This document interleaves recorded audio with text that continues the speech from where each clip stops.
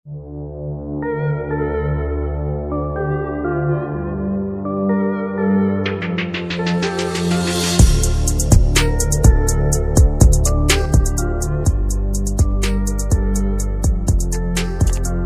aja, bersyukur banget.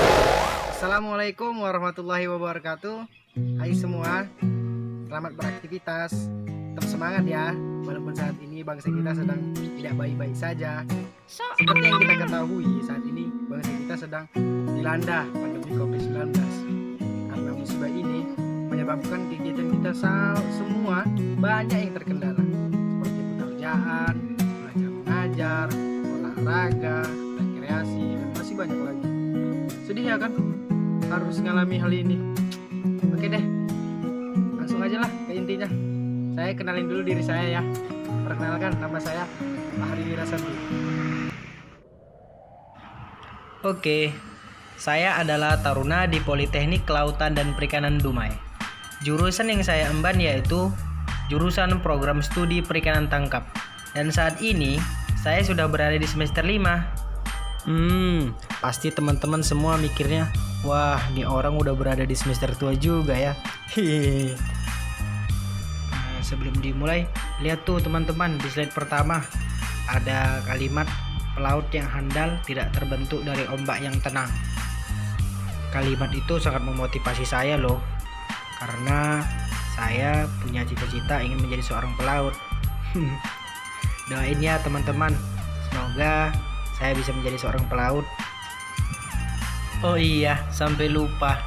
Di sini saya mau jelasin sedikit nih mengenai materi perkuliahan saya, yaitu materi pelabuhan perikanan. Sebelumnya, rekan-rekan udah tahu belum apa itu pelabuhan perikanan? Tahu nggak? Ayo. Nih, kita lihat di slide-nya ya. Ya, kita masuk di slide-nya ya. Pelabuhan perikanan merupakan tempat yang terdiri atas daratan dan perairan di sekitarnya, dengan batas-batas tertentu sebagai tempat kegiatan pemerintahan dan sistem bisnis perikanan yang dipergunakan sebagai tempat kapal perikanan bersandar, berlabuh, dan bongkar muat ikan yang dilengkapi dengan fasilitas keselamatan pelayaran dan kegiatan penunjang perikanan. Nah, teman-teman, itu tadi pengertian dari pelabuhan perikanan. Dan sekarang teman-teman sudah tahu ya bagaimana membedakan pelabuhan kapal perikanan dengan pelabuhan kapal umum. Rekan-rekan sudah tahu belum pelabuhan perikanan di Indonesia itu dibagi dalam berapa jenis? Ayo, tahu nggak? Enggak. Ya deh, saya kasih tahu aja ya. Nah, pelabuhan perikanan di Indonesia itu dibagi menjadi 4 kelas loh. Coba lihat, baca dulu deh. Saya kasih waktu 15 detik.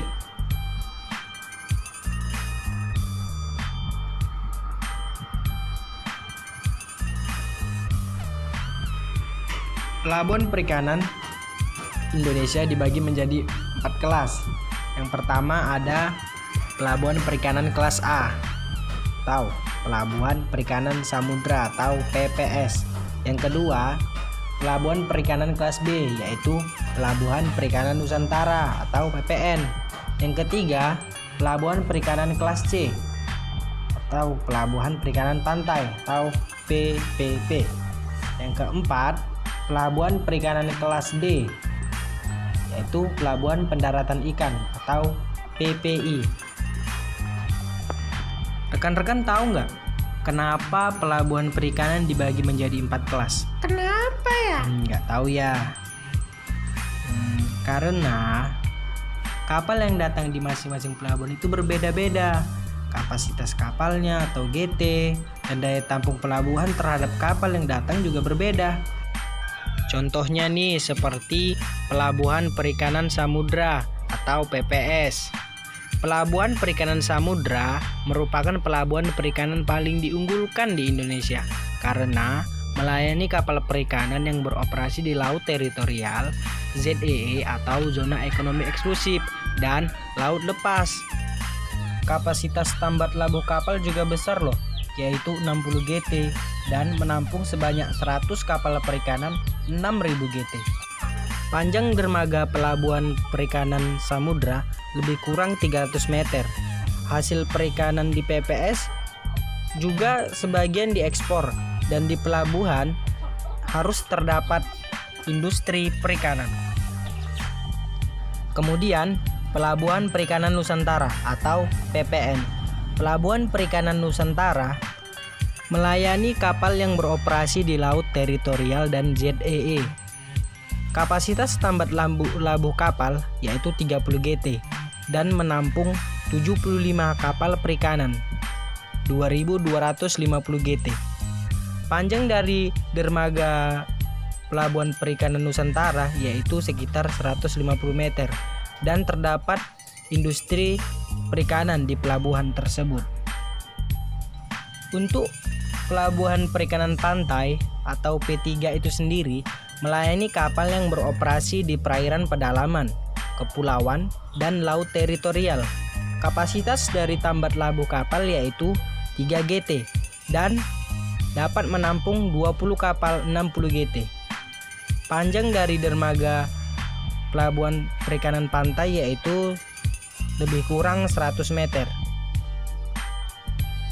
Dan yang terakhir yaitu PPI atau Pelabuhan Pendaratan Ikan. Pelabuhan Pendaratan Ikan melayani kapal perikanan yang beroperasi di perairan pedalaman dan kepulauan. Kapasitas tambat labuh kapal yaitu 3 GT dan menampung 20 kapal 60 GT. Panjang dermaga lebih kurang 50 meter. Oke, karena saya sudah menjelaskan jenis-jenis pelabuhan dan kriterianya, maka sekarang saya akan memaparkan hasil kunjungan saya di Pelabuhan Pendaratan Ikan atau PPI yang ada di dekat wilayah saya, yaitu di Desa Sayu Berombang. Oke, mari kita lihat slide selanjutnya ya.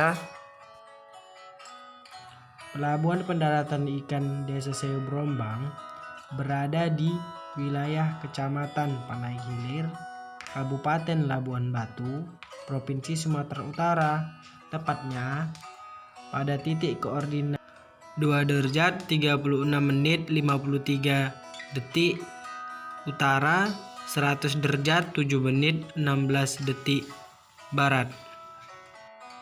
Sedikit saya beritahukan kepada teman-teman ya mengenai Desa Sayu Berombang yang dikenal melimpah hasil perikanannya, yaitu seperti jenis-jenis ikan teri dan ikan asin, dan masih banyak lagi loh seperti ikan-ikan yang lainnya, tapi yang lebih cenderung menonjol di sana yaitu ikan teri dan ikan asin. Nah, sekarang kita bahas mengenai fasilitas pelabuhan ya. Sebelum itu, saya melihat fasilitas-fasilitas yang ada di pelabuhan berpatokan pada Permen KP nomor 8 tahun 2012 loh. Nah, nanti di sini saya akan bahas apakah fasilitas yang ada di Pelabuhan Sayu Berombang sudah memenuhi kesesuaian terhadap Permen KP atau belum. Nah, kalau begitu, mari kita amati bersama-sama ya teman-teman. Fasilitas pelabuhan dibagi menjadi 3, yaitu fasilitas pokok, fasilitas fungsional, dan fasilitas penunjang. Fasilitas pokok berdasarkan Permen KP nomor 8 tahun 2012 yaitu penahan gelombang atau turap penahan tanah, dermaga, jeti, kolam pelabuhan, alur pelayaran, jalan kompleks dan drains, dan lahan. Nah, fasilitas pokok yang ada di Pelabuhan Pendaratan Ikan Sayu Berombang yaitu turap penahan tanah, tambat dermaga, jembatan atau gorong-gorong, alur pelayaran, dan lahan pelabuhan. Nah, gambar itu bisa dilihat pada gambar di bawah seperti turap penahan tanah, tambat kapal, jembatan atau gorong-gorong, alur pelayaran, dan lahan pelabuhan. Minusnya pada fasilitas pokok yaitu tidak adanya jeti pada pelabuhan pendaratan ikan Desa Seibrombang. Selanjutnya, fasilitas fungsional. Fasilitas fungsional yang ada di tempat berupa fasilitas pemasaran seperti pasar ikan, fasilitas navigasi pelayaran seperti menara pengawas, fasilitas penyimpanan air bersih, fasilitas penanganan pengolahan hasil perikanan seperti tempat penjemuran ikan, fasilitas perkantoran seperti kantor administrasi pelabuhan, fasilitas transportasi seperti alat angkut ikan dan es.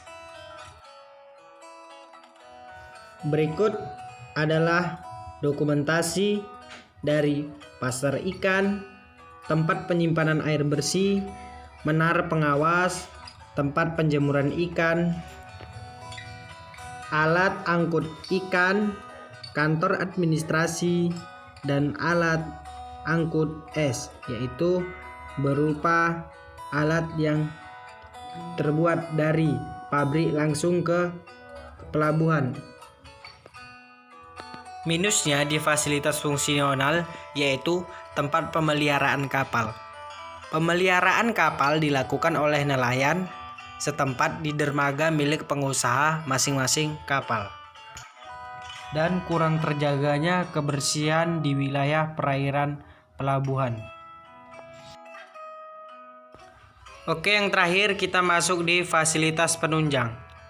Fasilitas penunjang yang ada di tempat berupa fasilitas pembinaan nelayan atau balai pertemuan nelayan dan fasilitas sosial seperti MCK dan kantin. Minusnya pada fasilitas penunjang yaitu tidak terjaganya dengan baik bangunan balai pertemuan nelayan dan tempat MCK yang sangat kumuh yang dipenuhi dengan sampah. Oke, terima kasih atas perhatian rekan-rekan karena sudah melihat video pemaparan saya mengenai pelabuhan pendaratan ikan di Seibrombang. Apabila dalam penyampaian saya ada kalimat atau kata yang kurang berkenan, mohonlah dimaafkan.